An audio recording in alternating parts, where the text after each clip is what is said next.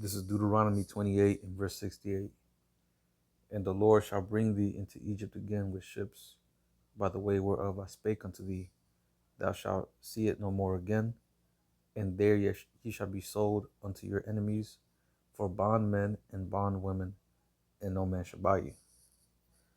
First and foremost, before I get started, I'd like to give all praises, honor, and glory to Yahweh Bahashem, Yahweh Shai Bahashem, Rachaha Kodash. Double honors to the apostles and the elders of Great Millstone, who taught me this truth and rule well, peace and blessings unto the hopeful elect, pushing his word throughout the four corners of the earth in truth, righteousness, and sincerity. To you I say Shalom. This is the brother Yeshaya coming at you again through the spirit and power of Yahweh Bahashem, Yahweh Shai. And in this lesson, I want to go into a couple articles that I have, and pretty much touching on the title of the topic of slavery and reparations, right? Because as we're going to see in this article, as a matter of fact, let me go ahead and pull it up. Well, at least this one real quick. This is from The Guardian. So it says UK stole 25 million years of life and labor through slavery in Barbados, says report, right? So Jake is, especially now that you have what you call critical race theory.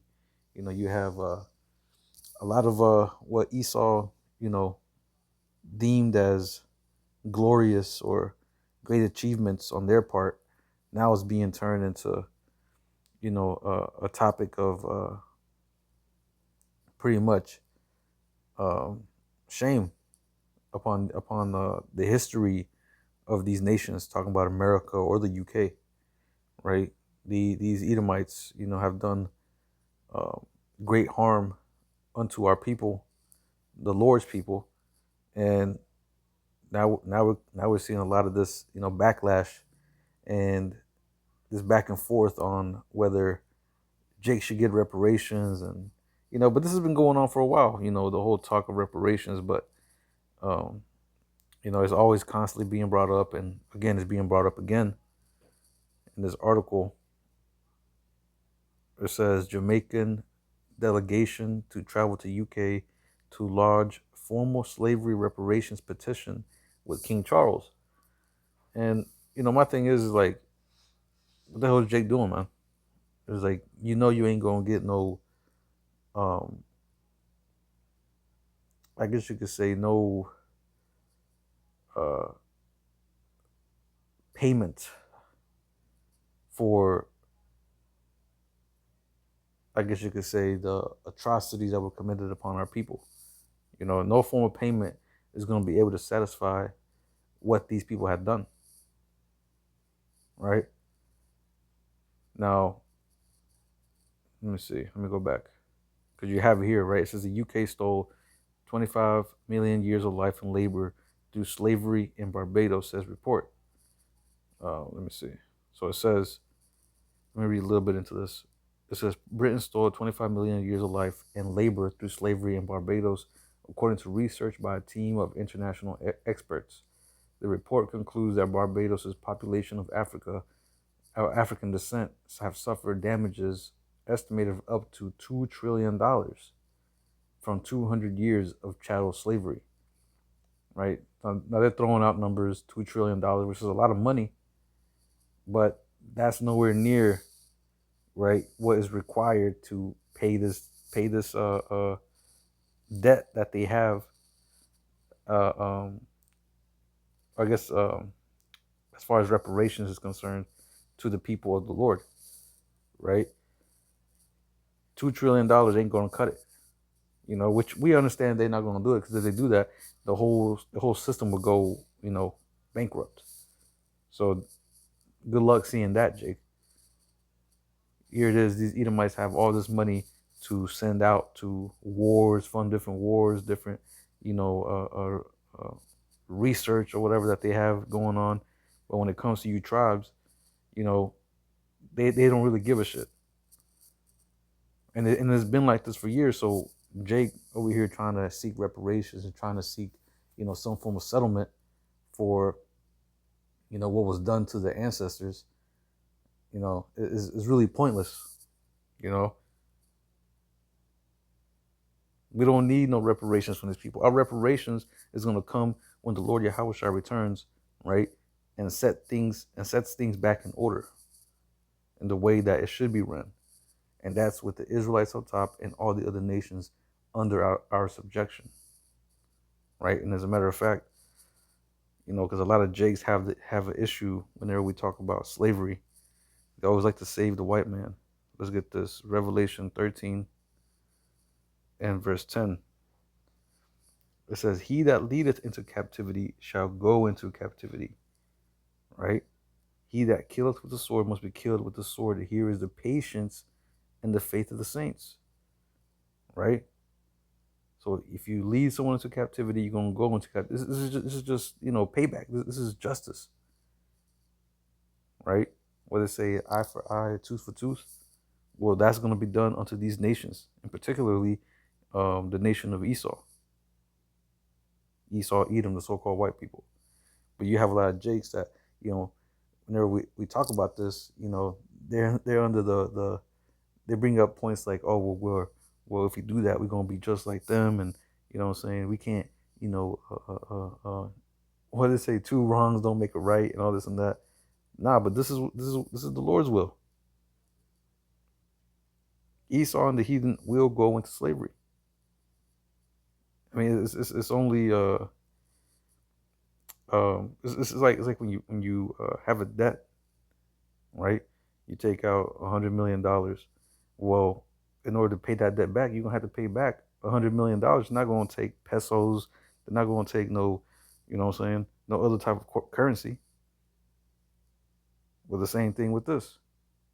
And even then, the scriptures go into it how let me see, talking about the blood. Let me find it.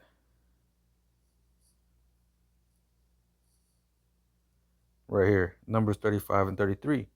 "So ye shall not pollute the land wherein ye are, for blood it defileth the land, and the land cannot be cleansed of the blood that is shed therein, but by the blood of him that shed it." So the land requires I guess, the blood of our enemies, those who committed atrocities, committed murder, who shed blood of others. Right, their blood has to be shed. That's the only way to, uh, um, rectify a wrong. Right. But Jake over here, trying to seek reparations, trying to seek some settlement, it ain't gonna happen. I want to read a little bit into this. This says, this one on the reparations. It says Jamaican officials would travel to the UK in September to formally lodge in an unprecedented petition with King Charles to seek legal guidance on their slavery reparations claim from Britain, the country's government announced on Tuesday. Speaking in the Parliament of the Caribbean nation, Olivia Grange, the culture minister, confirmed that the trip was planned for the 6th of September and was intended to take Jamaica's mission for reparatory justice to the next level. The petition, first announced in June last year, asked King Charles to use his authority to request legal advice from the Judicial Committee of the London-based Privy Council, the final court of appeals for UK overseas territories and some Commonwealth countries, on whether the forced transplant of Africans to Jamaica was lawful. It is constituted a crime against humanity.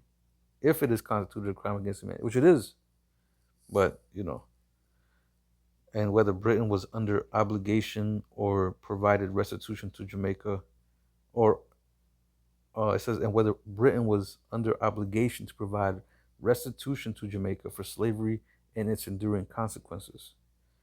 It says the request is being made to King Charles in his capacity as head of the state of Jamaica, and from whom we expect protection, Grange said, adding that the country had full support of the Caribbean community. It says, "We intend to petition King Charles on 6th of September, a historic day," she said. "On this date in 1781, the Zong slave ship, departed West Africa for Jamaica with 442 enslaved Africans. Right, talking going into the transatlantic slave trade. But it says throughout the journey, the ship ran into trouble, and the captain kept throwing enslaved Africans overboard in order to claim insurance for loss of cargo. 140 enslaved Africans were killed. The slave ship finally arrived in Black River on 21st of December 1781. Right. So I mean, I mean, these Edomites have done so much, damage as far as life loss and just pain and suffering and you know what I'm saying, throughout all these years. There's no way to account for all that. You can't put just a dollar sign behind it. No. Right. These What these people have done, these things is going to have to come back on them. Right. And that's what the Lord is promising us.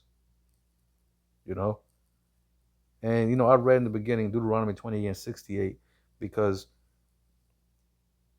you ain't free, Jake. You're still under captivity. You over here requesting reparations, but you're still under captivity. They're not going to give you reparations, right? You're over here seeking uh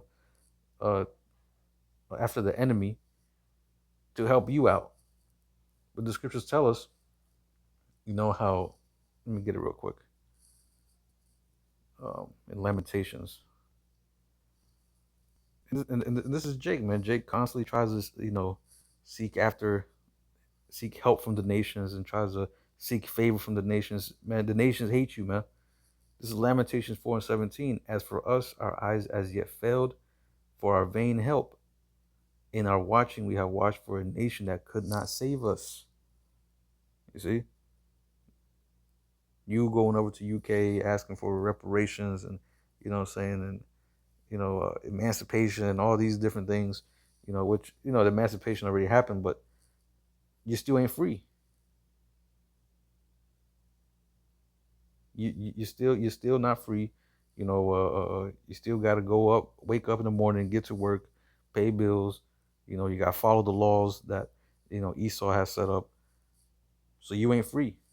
You got to operate under his system. You got to get a passport if you want to travel. You got to get a license if you want to drive a car. I mean, there's so many things. That's why you have an insurance. I mean, not insurance. Social Security card. Right? You're nothing but a number to them. But anyway, reading this back, Lamentations 4 and 17. As for us, our eyes as yet failed for our vain help. In our watching, we have watched for a nation that could not save us. Right? And America is not going to help you, man. America is not going to help you. The UK is not going to help you. All these other nations are not going to help you, man. All right? Let's get this. Isaiah 30 and verse 7. It says, for the Egyptians shall I help in vain and to no purpose. Therefore have I cried concerning this. Their strength is to sit still. Right? Because they have all the leverage. Esau holds all the leverage. Jake, you hold no leverage.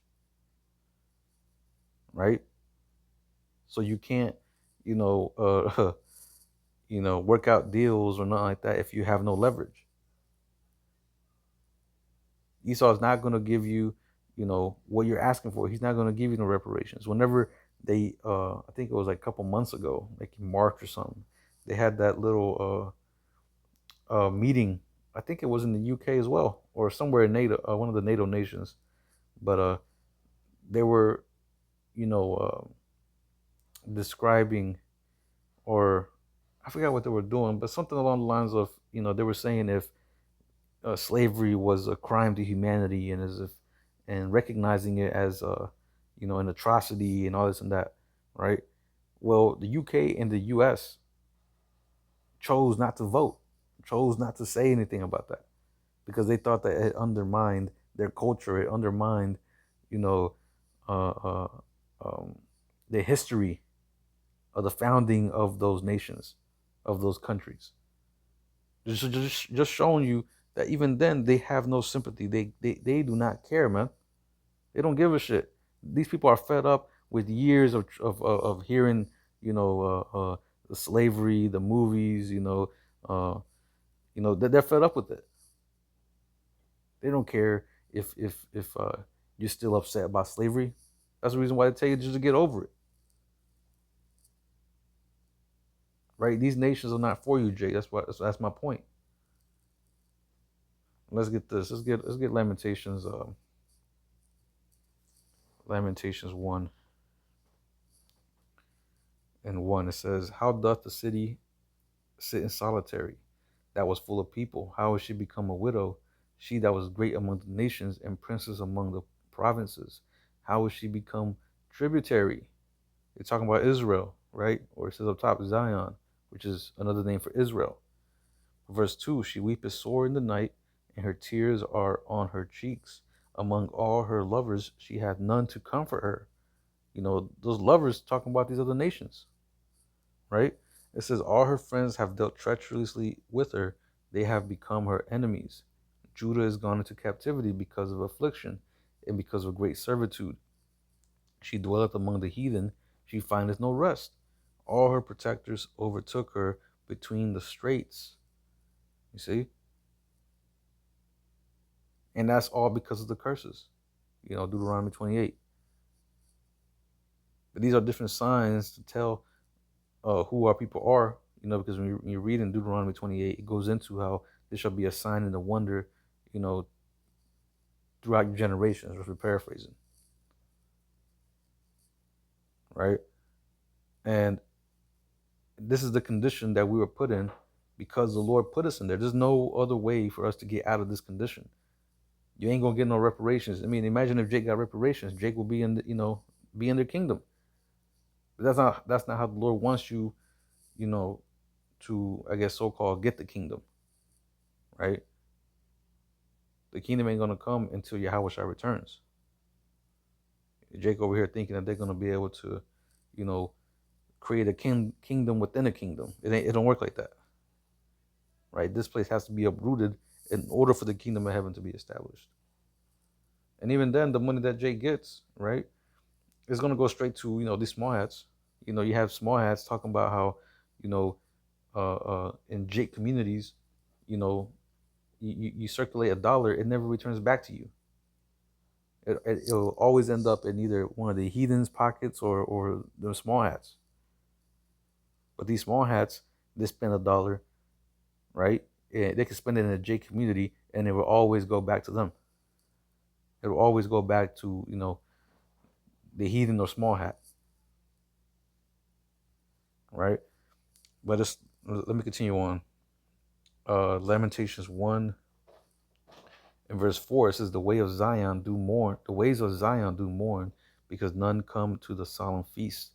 All her gates are desolate. Her priests sigh. Her virgins are afflicted, and she is in bitterness." Right? That's the condition that we're in, right? I mean, now we're coming back to remembrance. So now, the Most High is pouring water back on us, giving us that life. But for a time, Jake was through. 2/3 is through. But verse 5, it says, "Her adversaries are the chief, her enemies prosper, for the Lord hath afflicted her for the multitude of her transgressions. Her children are gone into captivity before the enemy.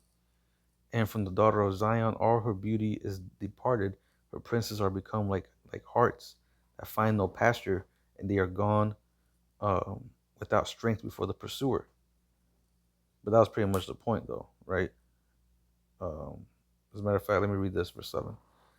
"Jerusalem remembered in the days of her affliction and of her miseries all her pleasant things that she had in the days of old." Right, so Jake was remembering. Jake's, now is starting to remember, that we had it good when we were right with the Lord. We were in the land, right? We were following the law, statutes, and commandments.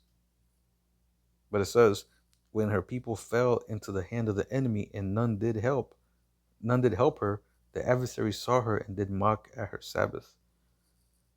So, I mean, that was pretty much the point, though, man, right? Like, your enemies are not there to help you, right? I mean, this is the devil that we're speaking about, the one that committed all the atrocities. I mean, all you gotta do is look from the time period of the 1400s, whenever Esau started coming out the caves and rising up into power. Or I believe it was like the late 1300s, somewhere around there. But Look at that history from that point all the way to now. And look at what this man has done, especially to the tribes.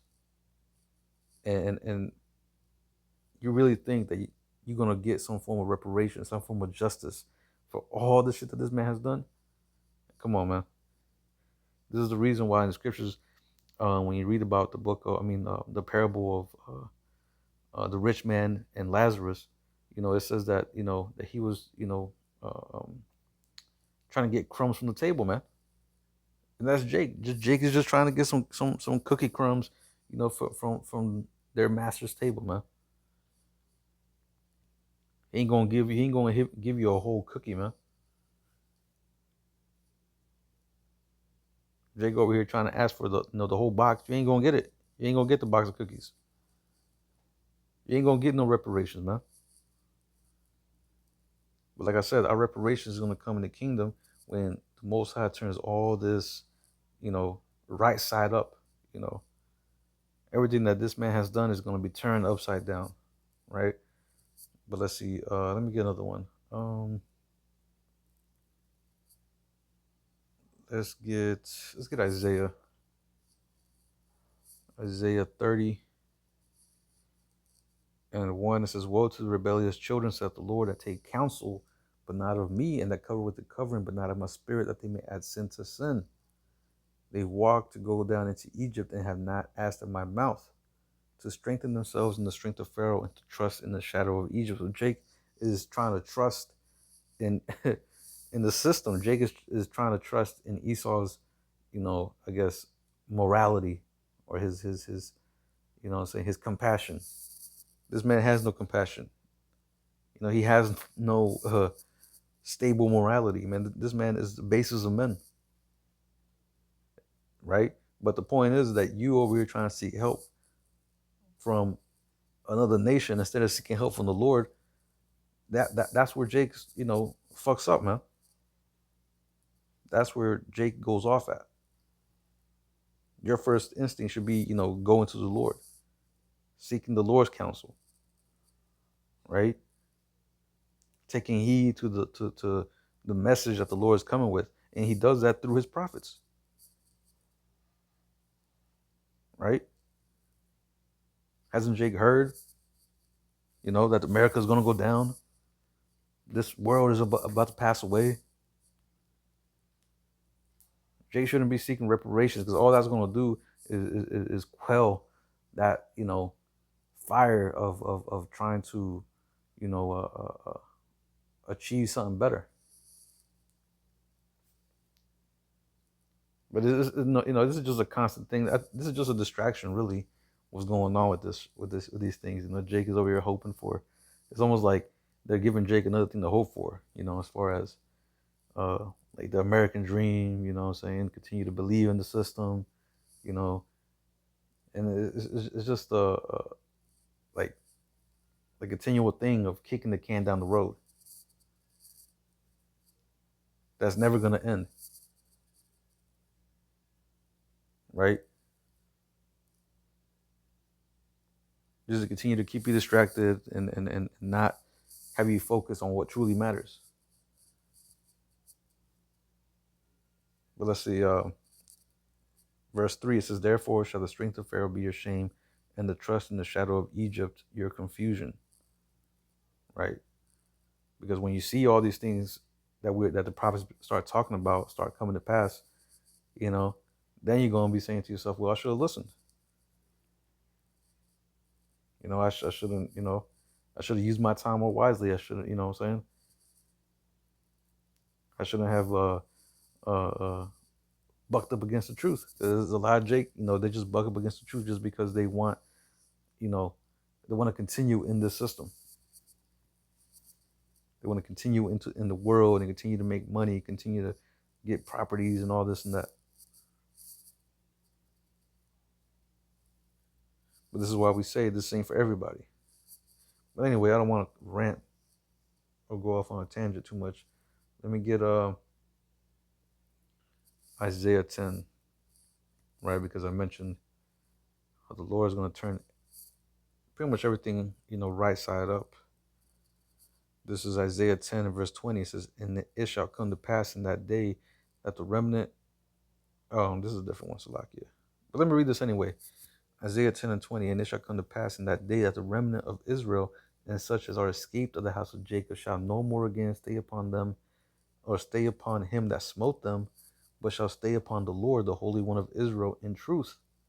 Right? So we're no longer going to be leaning upon Esau. We're no longer going to be dependent and hopeful for reparations and, you know, some, severance package or whatever, you know what I'm saying? Some payoff. No. We're going to be, the Lord is going to provide that for us. Right? Let's see. It says the remnant. It says the remnant shall return, even the remnant of Jacob unto the mighty power. For though thy people Israel be as the sand of the sea, yet a remnant of them shall return. The consumption decreed shall overflow with righteousness. Right.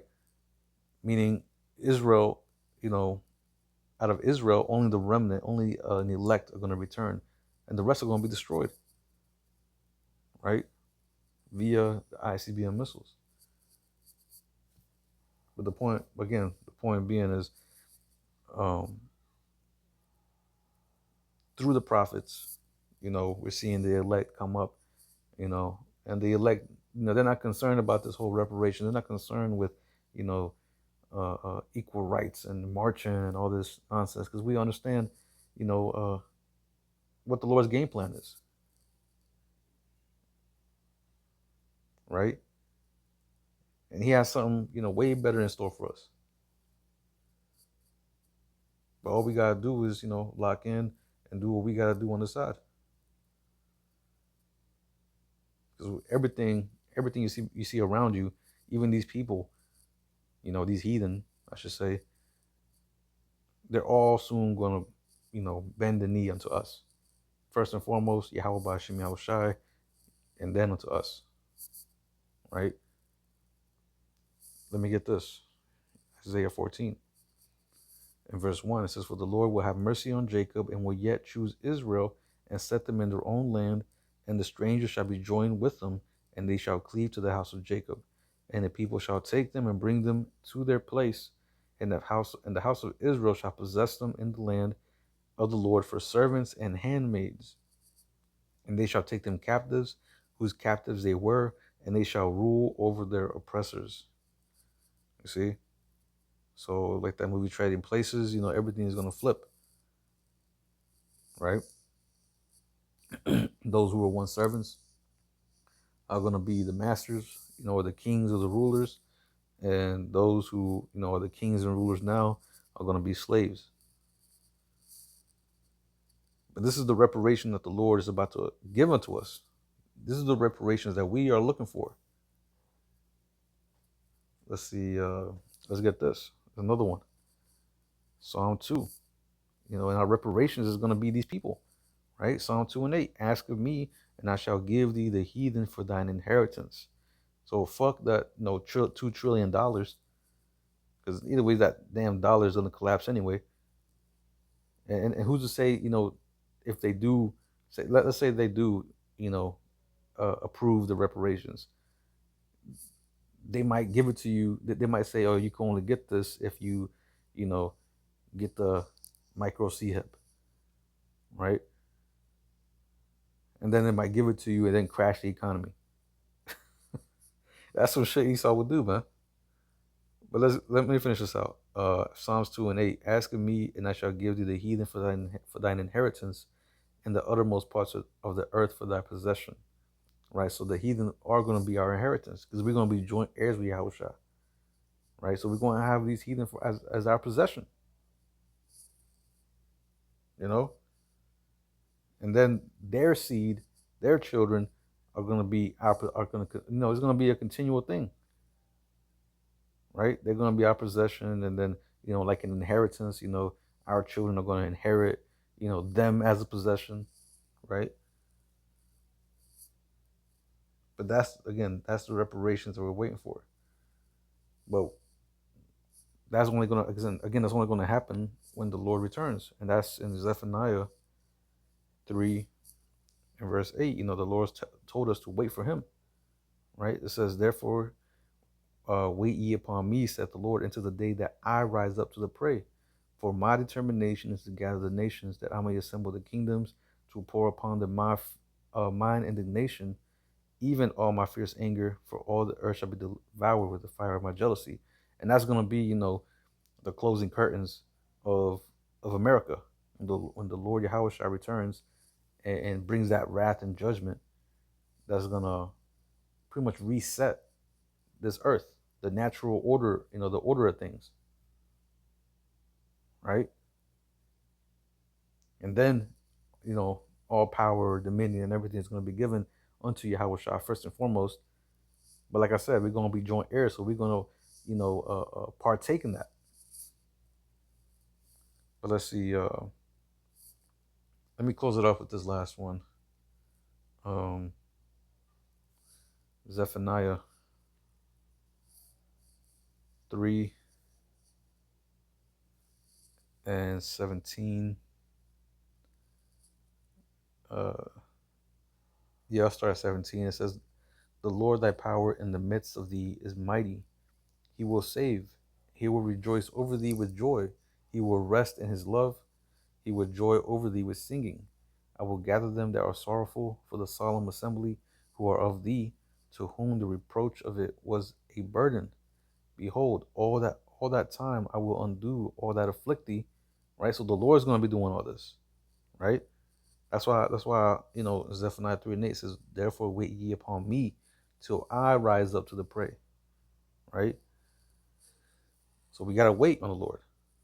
But it says, verse 19, behold, at that time I will undo all that afflict thee, and I will save her that halteth, and gather her that was driven out, and I will get them praise and fame in every land where they have been put to shame. At that time will I bring you again, even in the time that I gather you, for I will make you a name and a praise among all people of the earth, when I will turn back your captivity before your eyes, saith the Lord. See, so the Lord is going to choose the time and the place and the hour, and you know what I'm saying, and how we're going to be delivered, right? And it's going to be a physical deliverance. The Lord didn't tell us to, petition for reparations and, seek, what I'm saying, help from these nations. No, man. The Lord said, wait upon him. Right? But anyway, that was pretty much it. The praise lesson was edifying. I'm gonna go ahead and close it out by giving all praises, honor, and glory to Yahweh Bahashem, Yahweh Shai Bahashem, Racha HaKodash. Double honors to the apostles and the elders of Great Millstone, who taught me this truth and rule well. Peace and blessings into the hopeful elect, pushing his word throughout the four corners of the earth in truth, righteousness, and sincerity. Until the next time, I'm gonna say Shalom, Kwam Yashala.